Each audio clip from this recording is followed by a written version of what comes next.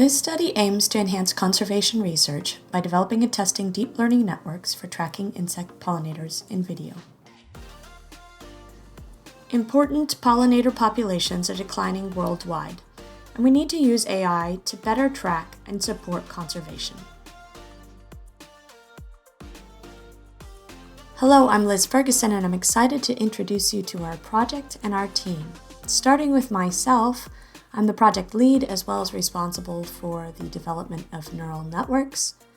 Christina Simicat is our pollinator ecologist from California State University, San Marcos. Yuli Martinez is an annotation analyst and also contributed significantly to reporting.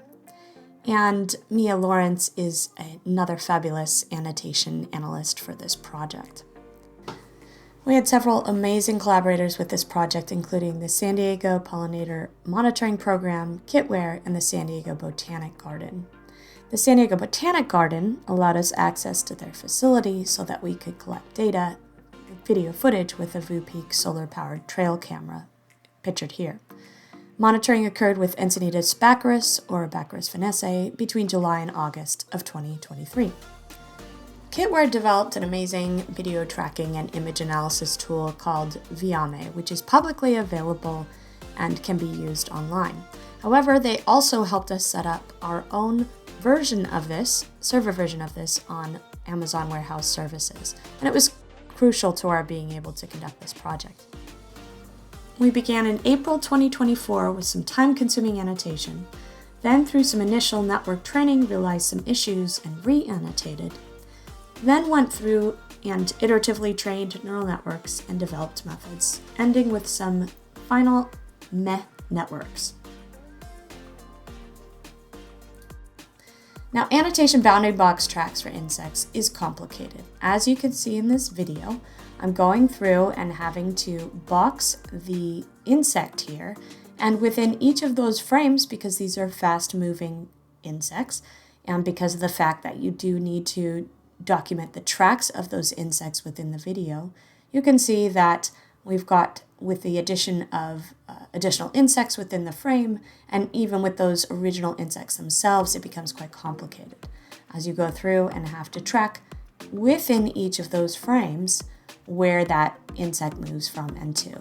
Annotation can take anywhere from 8 hours to 20 hours for a 10-minute file. Now to some daytime network results.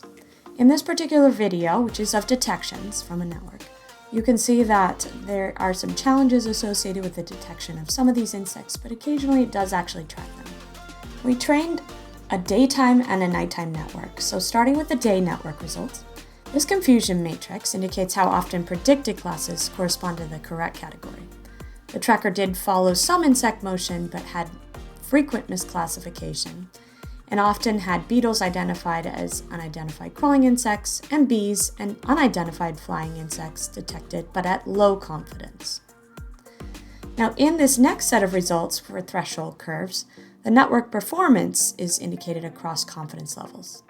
The accuracy means that correct detections happened about half the time, and other metrics remain low, indicating poor overall classification.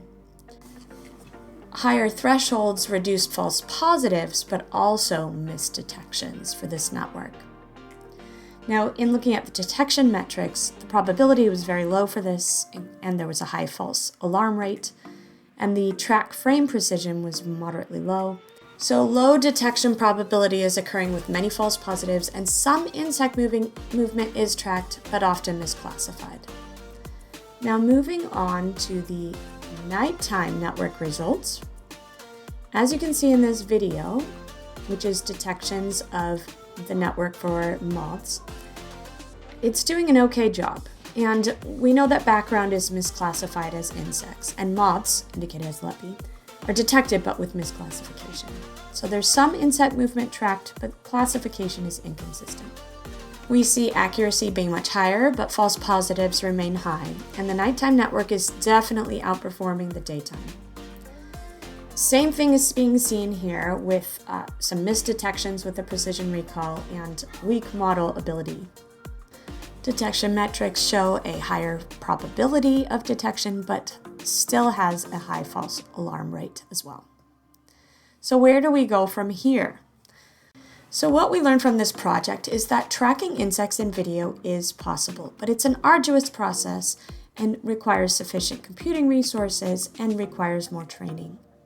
This project allowed us to annotate tracks of pollinators in video for both day and night and establish a workflow in Viame. If you'd like to access the data and annotations, they are available here. None of this would have been accomplished without Wild Labs, not only for the opportunity with this award, but also for leading the charge in conservation technology.